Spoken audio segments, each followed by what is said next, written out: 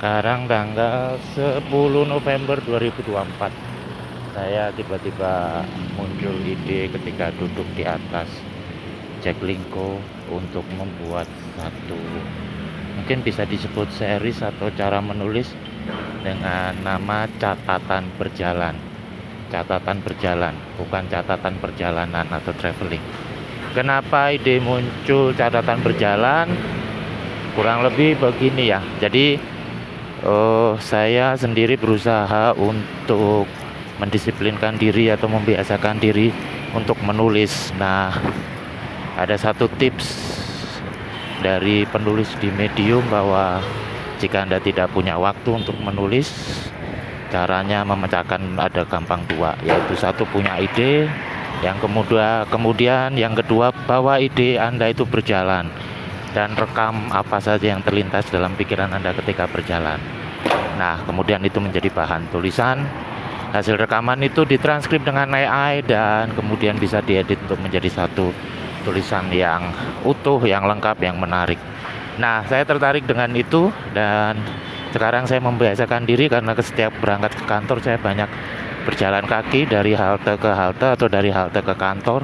Nah, itu mungkin waktu yang daripada melamun atau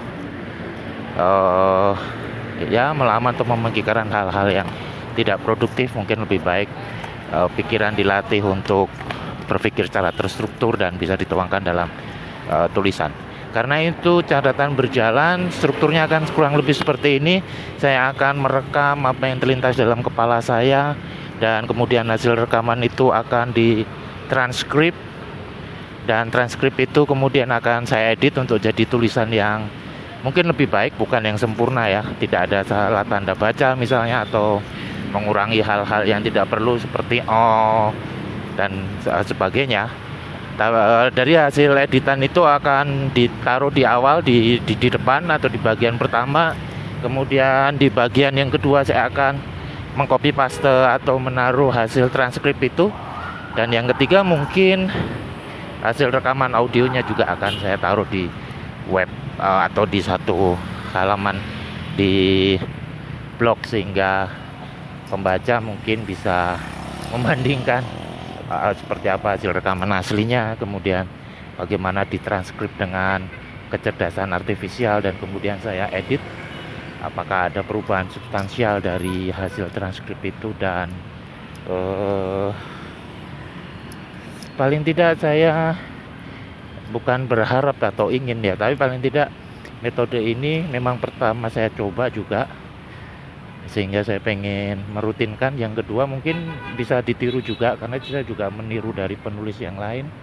Mungkin ada pembaca yang membaca tulisan ini dan bisa meniru, kemudian merekam sambil berjalan, merekam apa yang dia pikirkan dan kemudian dituangkan menjadi tulisan gitu ya. Jadi ternyata proses menulis itu tidaklah terlalu rumit atau tidaklah terlalu susah selama kita mungkin sedikit waktu, kita punya ide, dan bawalah ide itu berjalan dan rekamlah apa yang terlintas dalam pikiran Anda. Kurang lebih seperti itu konsepnya catatan berjalan. Sekarang saya sudah merekam sekitar 3 menit 42 detik. Saya berada di Taman Pasar Rebo. Sebentar lagi saya akan menyeberang jalan dan menuju ke flyover Raya Bogor. Tapi sebelumnya saya ingin merekam beberapa hal. Perjalanan sekitar 2 kilo dari rumah naik Jaklingko di sepanjang jalan Raya Bogor, semarak dengan baliho-baliho kampanye yang seperti kita tahu ada Pilgub DKI, ada 3 paslon. Kalau paslon pertama pasangan Ridwan Kamil dan Juswono, paslon kedua Darmakun, paslon ketiga Pramono dan Rano Karno. Beberapa yang terlintas dalam pikiran saya ketika melihat jejeran spanduk itu, bukan pertama dari jumlahnya ya, pertama dari kuantitasnya.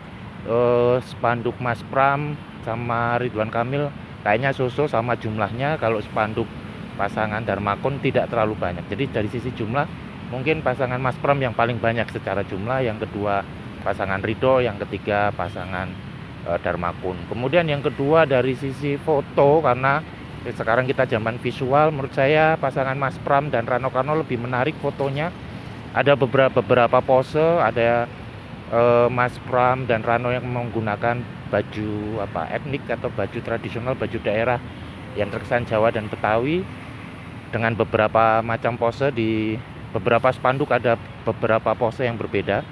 Kemudian kalau pasangan Ridho, saya hanya melihat satu pose dengan baju jas, kesannya memang lebih modern, tapi hanya pose itu aja di beberapa macam spanduk. Posenya hanya itu. Sedangkan spanduk Dharmakun malah sama sekali tidak ada fotonya. Kemudian yang ketiga dari sisi tagline atau tagline semboyan ya. Kalau saya tertarik dengan semboyan Jakarta Menyala, singkat, jelas, dan menarik. Jakarta Menyala yang diusung Mas Pram dan Rano. Kemudian pasangan Ridho ada tagline Nyok Satuin Jakarta. Karena mereka pasangan urut nomor 1 ya, mungkin itu coba dimanfaatkan, Nyok Satuin Jakarta. Tapi saya berpikir maksudnya satuin Jakarta itu gimana? Apakah masyarakat Jakarta yang sangat beragam ini dijadikan seragam gitu, satu hal, atau bagaimana? Memang negara kita bernama NKRI, Negara Kesatuan Republik Indonesia. Tapi tagline Satuin Jakarta itu menurut saya tidak jelas ya, dan tidak terlalu menarik dari sisi eye catching. Kemudian kalau Dharmakun tagline-nya ya petugas rakyat ini ya, bukan petugas partai karena mereka independen begitu ya, independen. Nah, siapa yang akan dipilih ya tentu itu terserah pada masing-masing ya. Saya hanya menyampaikan atau merekam apa yang saya lihat dan kemudian terlintas dalam pikiran saya. By the way, saya berhenti sejenak untuk merekam ini dan di depan saya sudah ada bis Mayasari Transjakarta yang dengan warna hijau model vintage yang jurusannya akan saya naiki, tapi ya mungkin saya nggak akan terkejar untuk naik itu karena masih harus melewati menyeberangi jalan. Dan sekarang sudah sekitar 7 menit saya merekam pembicaraan saya. Kayaknya otak saya sudah tidak ada lagi yang perlu disampaikan. Jadi ya sekian rekamannya untuk catatan berjalan. Mungkin episode pertama, nanti kita lihat apakah malamnya saya masih punya waktu dan tenaga untuk mengedit dan menguploadnya. Oke, terima kasih.